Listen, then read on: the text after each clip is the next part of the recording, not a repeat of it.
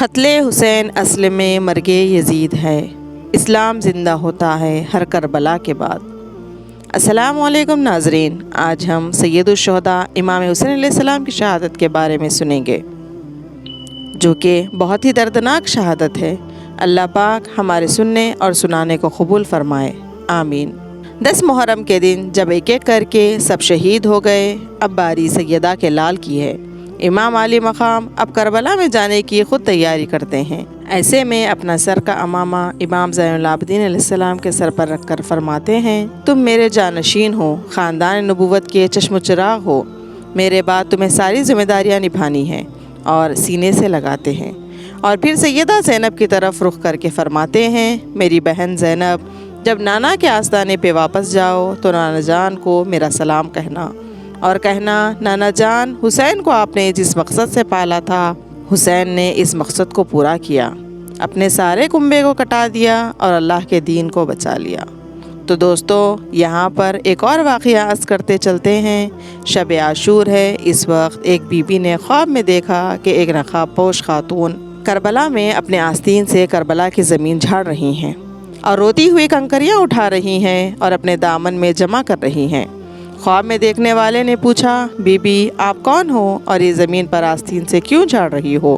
نقاب پوش be be نے فرمایا، میں نبی کی شہزادی فاطمہ بنت محمد ہوں، کل میرے حسین شہید ہوں گے اور اس جگہ گریں گے، اس لیے میں کنکر اٹھا رہی ہوں اور یہ جگہ صاف کر رہی ہوں تاکہ میرے لال کو کنکر نہ چبھ جائے۔ ہائے، اس ماں کا عالم دیکھیے۔ تو چلیے واقعے کی طرف بڑھتے ہیں۔ مولا حسین نے اپنے تمام اہل خانہ کو آخری بار خیر آباد کہا، اور پھر امام علی مقام نے اپنے نانا کا امامہ سر پر باندھا اور ذوالفقار حیدری لی اور جعفر طیار کا پٹکا باندھا۔ بیبیاں رو رہی ہیں، خیمے لاشوں سے بھرے ہیں۔ مولا حسین سب کو دیکھتے ہیں اور تسلی دیتے ہیں، اور سب کو آخری سلام کر کے خیمے سے باہر نکلتے ہیں اور اپنے گھوڑے ذوالجناح پر سوار ہونے کے لیے ٹھہرے ہوئے ہیں۔ ذوالجناح پر سوار کرانے کے لیے ان کے ساتھ کوئی مرد نہیں ہے اور وہ اکیلے ہیں۔ تو ایک برقع پوش بی خیمے سے باہر آئی، جو سیدہ زینب سلام اللہ علیہا ہے۔ آگے آ کر گھوڑے کی لگام کو پکڑا اور امام کو ذوالجناح پر سوار کرایا۔ امام علی مقام ذوالجناح پر سوار ہوئے اور زور لگا کر ذوالجناح کو آگے بڑھنے کو کہہ رہے ہیں، مگر ذوالجناح آگے نہیں بڑھ رہا ہے۔ تو مولا حسین نے پھر زور دیا، پھر بھی ذوالجناح آگے نہ بڑھا۔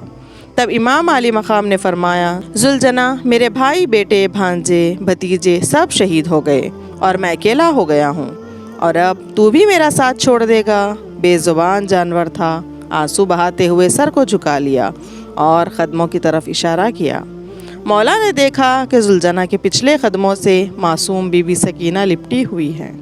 امام علی مقام اپنے گھوڑے ذوالجناح سے اترے اور بی بی کو سینے سے لگایا۔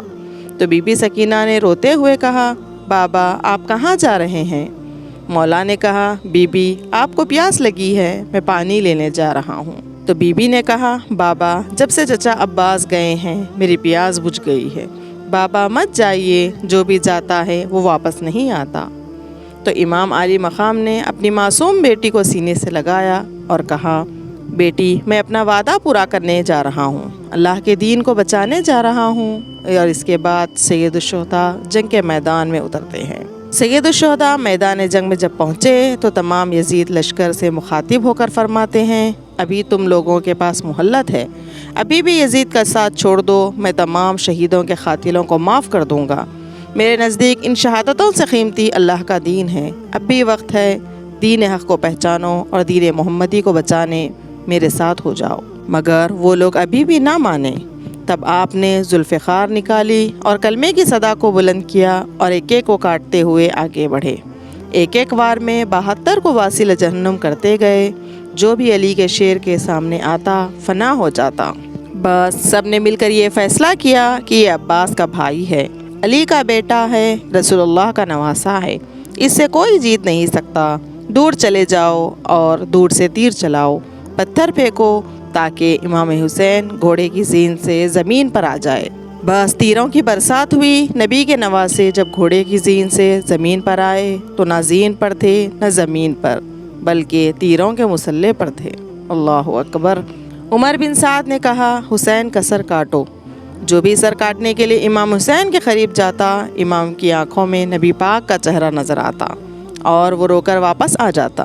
اتنے میں شمر قریب آتا ہے اور کہتا ہے یہ کام میں ہی کروں گا، اور امام کی گردن پر چھری رکھتا ہے، اور جیسے ہی چھری کو چلانا شروع کرتا ہے امام کے مبارک لب ہل رہے ہیں اور امام حسین اللہ کا شکر ادا کر رہے ہیں، اے اللہ تیرا شکر ہے، تو نے مجھے اس عظیم امتحان کے لیے چنا، میری اس قربانی کو قبول فرما۔ جمعہ کا دن ہے، امام میدان میں اکیلے دشمنوں کا مقابلہ کر رہے ہیں اور مولا حسین زخموں سے چور ہو گئے ہیں، جسم سے خون بہہ رہا ہے، مگر امام نے اس حالت میں بھی نماز نہ چھوڑی۔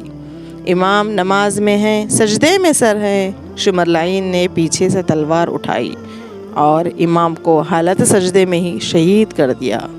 اِنَّا لِلَّهِ وَإِنَّا إِلَيْهِ راجعون۔ خون سے چراغ دین کا جلایا حسین نے، رسم وفا کو خوب نبھایا حسین نے، خود کو تو ایک بوند بھی پانی نہ مل سکا، کربلا کو خون پلایا حسین نے۔ ایسے نماز کون پڑھے گا جہان میں، سجدہ کیا تو سر نہ اٹھایا حسین نے۔ تو ناظرین، یہاں تک شہادتوں کا سلسلہ ختم ہوتا ہے، تو انشاءاللہ آگے کی ویڈیو میں ہم شہادتوں کے بعد کے واقعات کو آپ کے سامنے رکھیں گے۔ تو تب تک کے لیے اپنی میزبان کو دیجیے اجازت۔ اللہ حافظ۔